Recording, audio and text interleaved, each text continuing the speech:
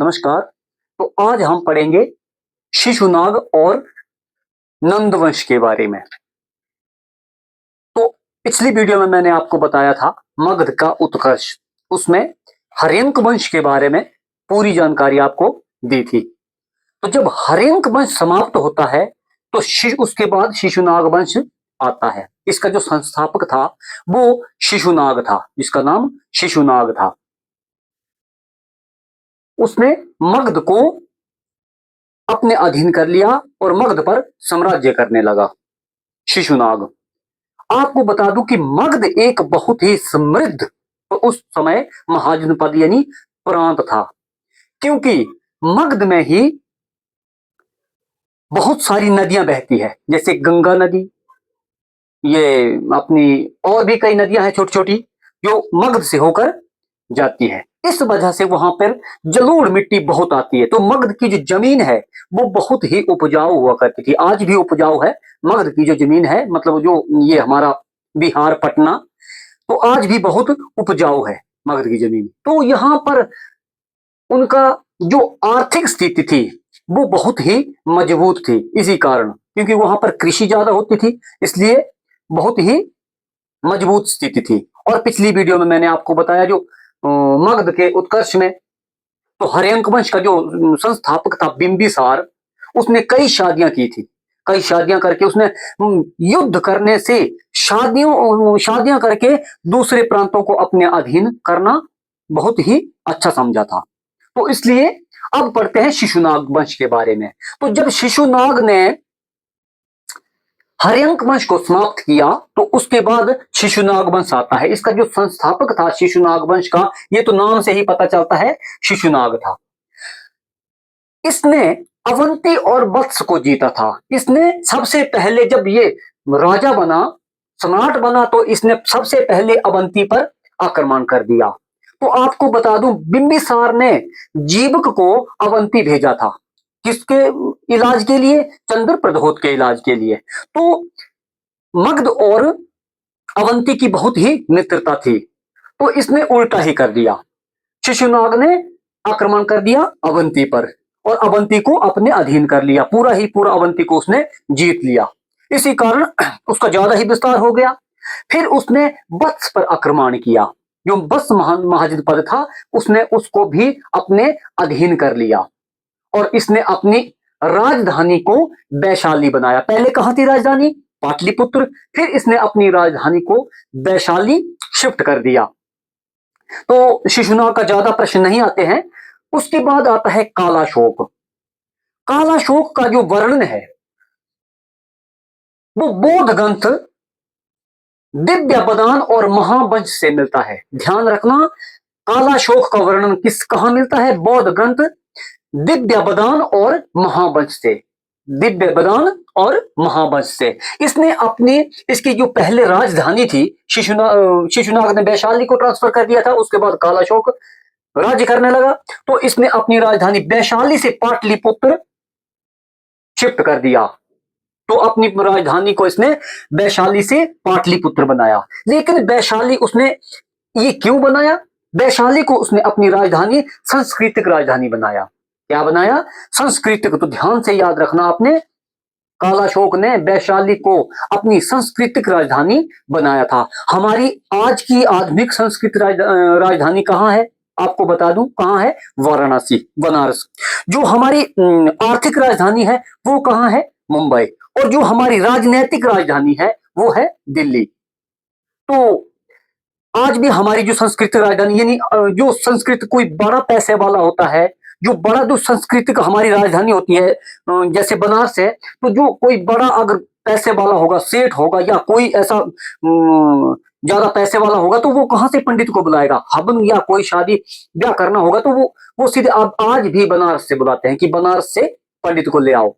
ठीक है। अगर कोई कम पैसे वाला होगा तो अपने गांव और अपने कस्बे में ही वो प्रबंध कर लेता है। तो उसने अपनी राजधानी वैशाली से हटाकर पाटलिपुत्र कर दिया राजनीतिक राजधानी, और वैशाली को ही उसने अपनी सांस्कृतिक राजधानी बनाया। वैशाली को, क्योंकि उसको पता था कि वैशाली को पहले भी जीता गया था। मगध ने वैशाली को जीता था किसने जीता था? अजात शत्रु ने। अजात शत्रु ने वैशाली को भेजा था। कौन भेजा था? वर्षकार को, वहां का जायजा मुआयना लेने के लिए। तो वर्षकार वहां पे गया और उसके बाद वैशाली को उन्होंने जीत लिया था, अजात शत्रु ने। इसी कारण उसने सोचा कि जो ये वैशाली है ये सुरक्षित नहीं है, तो उसने इसलिए अपनी राजधानी को पाटलिपुत्र कर दिया। और उसने ही, कालाशोक ने जो पहली बौद्ध संगति थी वो किसने कराई थी? अजात शत्रु ने। दूसरी बौद्ध संगति कालाशोक ने कराई है। दूसरी, याद ध्यान से रखना, दूसरी बौद्ध संगति 383 ईसा पूर्व में द्वितीय बौद्ध संगति कालाशोक ने कराई। उसके बाद आता है नंदीवर्धन। तो इससे कोई खास प्रश्न नहीं बनते हैं। जो कालाशोक था इसका एक सेनापति था जिसका नाम था महापद्मनंद। क्या नाम था? महापद्मनंद, जो कि एक शूद्र था।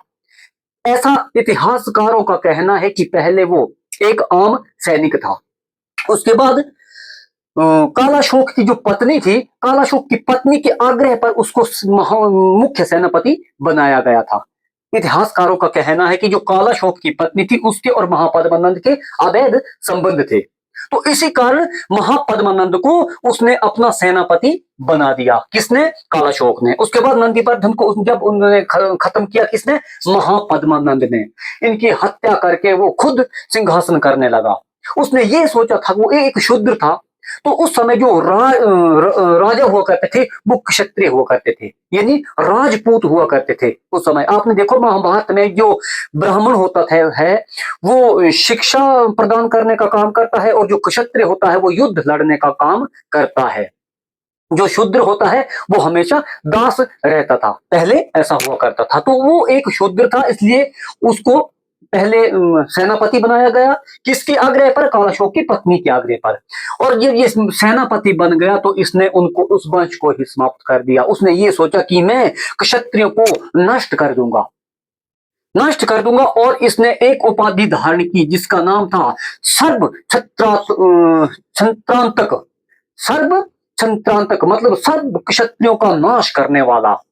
ये उपाधि को इसने धारण किया था महापद्मनंद ने। फिर इसने कलिंग पर आक्रमण किया। कलिंग पर जब आक्रमण किया तो कलिंग युद्ध के बाद इसने भी कलिंग का युद्ध, फिर आपने देखा है अशोक भी कलिंग पर आक्रमण करता है। तो इसने जो कलिंग पर आक्रमण किया उसके बाद इसने एक और उपाधि धारण की। क्या की? एकराट की उपाधि। एकराट होता है कि एक ही सम्राट, एक ही राजा, एक ही सम्राट। तो इसने एकराट की उपाधि को धारण किया महापद्मनंद ने। इसने जब कलिंग पर आक्रमण किया तो वहां पर ये जो थे ये बौद्ध, इसने किसने? कालाशोक ने बौद्ध संगति करवाई थी। उसके बाद महापद्मनंद जो आता है, तो महापद्मनंद जो था वो बौद्ध का अनुयायी नहीं था, बौद्ध धर्म का अनुयायी नहीं था, वो था जैन धर्म का अनुयायी। तो जब कलिंग पर इसने आक्रमण किया वहां से उसने एक जैन मूर्ति थी जिसका नाम था सीनसेन। सीनसेन की मूर्ति को वो मगध ले गया था। जैन धर्म की एक मूर्ति थी सीनसेन, ध्यान से याद रखना आपने, सीनसेन। उस मूर्ति को वह उठाकर मगध को ले गया था और अपने वहां पर उसने मगध में स्थापित कर दिया था। किसने? महापद्मनंद ने। तो महापद्मनंद के बाद आता है धनानंद। धनानंद धनानंद ने कोई विशेष कुछ नहीं किया, क्योंकि वो एक सुयोग्य शासक नहीं था, वो एक अयोग्य शासक था। आपको बता दूं धनानंद का यही काम था कि वो मांस मदिरा करना और अपनी सभाओं में नाच लगाना, नाच देखना, नर्तकियों का नाच देखना, यही उसका काम था। वो सुयोग्य नहीं था, वो एक बहुत लंपट किस्म का आदमी था। तो उसने सिर्फ एक ही काम किया है, कलिंग में एक नहर बनाई थी धनानंद ने। जो कलिंग उसके पिता ने जीता था महापद्मनंद ने, तो वहां पर उसने एक नहर बनाई थी और कोई काम उसने नहीं किया। उसके बाद उसकी मृत्यु, जब उसका वध करता है कौन? चंद्रगुप्त मौर्य। तो इसके बाद आता है फिर मौर्य वंश। धन्यवाद।